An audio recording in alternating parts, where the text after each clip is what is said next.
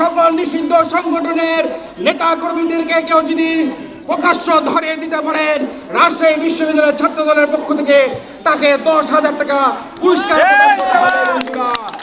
বন্ধুরা, কোন স্বৈরাচারের শোষকদেরকে এই রাজশাহী বিশ্ববিদ্যালয়ে কোন অশান্তি করার, কোন ষড়যন্ত্র করার ন্যূনতম কোন যদি আলামত পান, সেই আলামত অনুযায়ী তাদের পিঠের চামড়া তুলে নিতে হবে।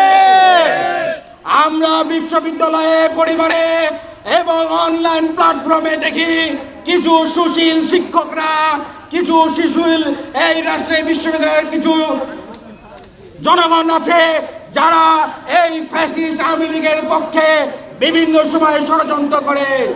সেই সকল শিক্ষকদেরকে হুঁশিয়ার করে বলতে চাই, এরপরে রাজশাহী বিশ্ববিদ্যালয়ে কোন শিক্ষক, কোন শিক্ষার্থী, কোন কর্মকর্তা কর্মচারী এই দোসর আওয়ামী লীগের পক্ষে কথা বলে তাদেরকেও উপযুক্ত শাস্তির প্রদান করতে হবে।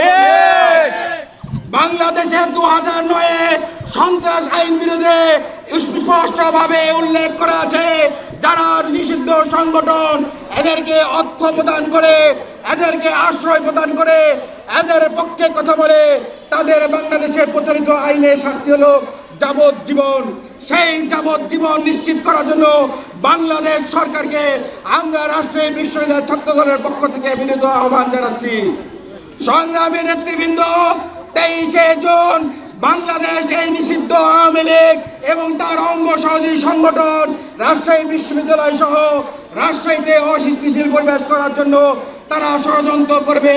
তাই কালকে ফজরের নামাজ পড়ে আমাদের প্রতিটি নেতা কর্মীদেরকে নির্দেশনা দেওয়া থাকলো, আপনারা রাজশাহী বিশ্ববিদ্যালয় সহ রাজশাহী গুরুত্বপূর্ণ পয়েন্টে পয়েন্টে অবস্থান করবেন। এই সকল নিষিদ্ধ সংগঠনের নেতা কর্মীদেরকে কেউ যদি প্রকাশ্য ধরে দিতে পারেন, রাজশাহী বিশ্ববিদ্যালয়ের ছাত্র দলের পক্ষ থেকে তাকে 10,000 টাকা পুরস্কার প্রদান করা হবে। বন্ধুরা, বাংলাদেশ আওয়ামী লীগ বাংলাদেশ থেকে 30 লক্ষ কোটি টাকা লুটপাট করে পালিয়ে গেছে। বন্ধুরা, তাদের এমপি মন্ত্রীরা সন্ত্রাসী ছিল, তারা মাফিয়া ছিল, তারা বাংলাদেশের জনগণকে প্রতিনিধিত্ব করে না। সেই সকল সন্ত্রাসীদেরকে মোকাবেলা করার জন্য আর কোনো ধৈর্য নয়, এখন থেকে প্রতিরোধ করতে হবে। রাজশাহী বিশ্ববিদ্যালয়ে কোনো নিষিদ্ধ সংগঠনের নেতা কর্মীরা যদি ক্লাসে আপনারা উপস্থিত পান, তাকে আমাদের রাজশাহী বিশ্ববিদ্যালয়ের মাননীয় প্রক্টর বরাবর তাকে প্রেরণ করবেন।